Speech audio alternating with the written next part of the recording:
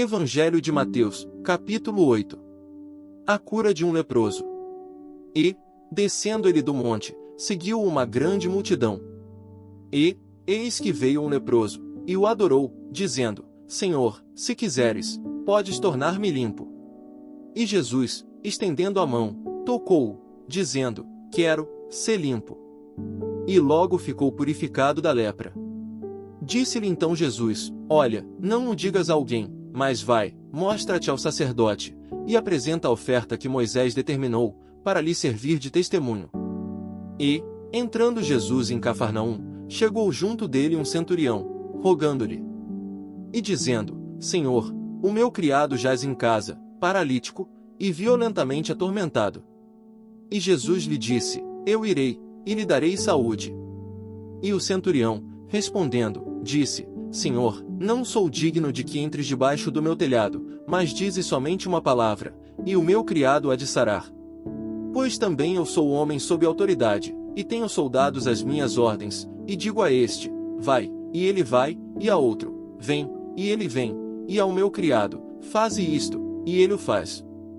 E maravilhou-se Jesus, ouvindo isto, e disse aos que o seguiam: Em verdade vos digo que nem mesmo em Israel encontrei tanta fé.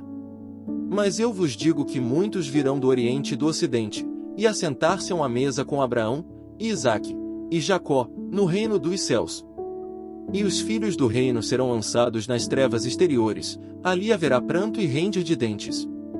Então disse Jesus ao centurião: Vai, e como creste te seja feito. E naquela mesma hora o seu criado sarou. E Jesus, entrando em casa de Pedro, viu a sogra deste acamada, e com febre. E tocou-lhe na mão, e a febre a deixou, e levantou-se, e serviu-os. E, chegada a tarde, trouxeram-lhe muitos endemoniados, e ele com a sua palavra expulsou deles os espíritos, e curou todos os que estavam enfermos. Para que se cumprisse o que fora dito pelo profeta Isaías, que diz: Ele tomou sobre si as nossas enfermidades, e levou as nossas doenças. E Jesus, vendo em torno de si uma grande multidão, ordenou que passassem para o outro lado. E, aproximando-se dele um escriba, disse-lhe: Mestre, aonde quer que fores, eu te seguirei. E disse Jesus: As raposas têm covis, e as aves do céu têm ninhos, mas o Filho do Homem não tem onde reclinar a cabeça. E outro de seus discípulos lhe disse: Senhor, permite-me que primeiramente vá sepultar meu pai.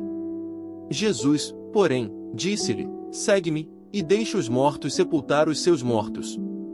E, entrando ele no barco, seus discípulos o seguiram.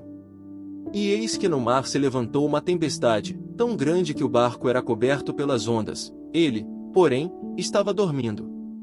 E os seus discípulos, aproximando-se, o despertaram, dizendo: Senhor, salva-nos, que perecemos. E ele disse-lhes: Por que temeis, homens de pouca fé?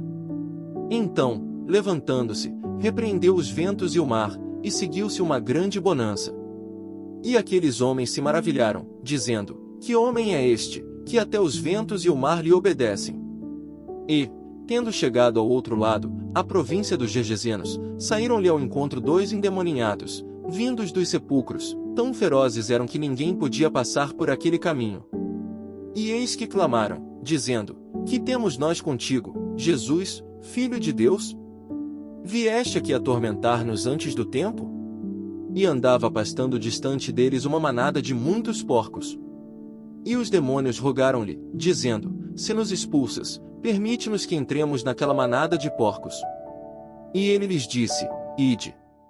E, saindo eles, se introduziram na manada dos porcos, e eis que toda aquela manada de porcos se precipitou no mar por um despenhadeiro, e morreram nas águas. Os porqueiros fugiram e, chegando à cidade, divulgaram tudo o que acontecerá aos endemoninhados. E eis que toda aquela cidade saiu ao encontro de Jesus, vendo, rogaram-lhe que se retirasse dos seus termos.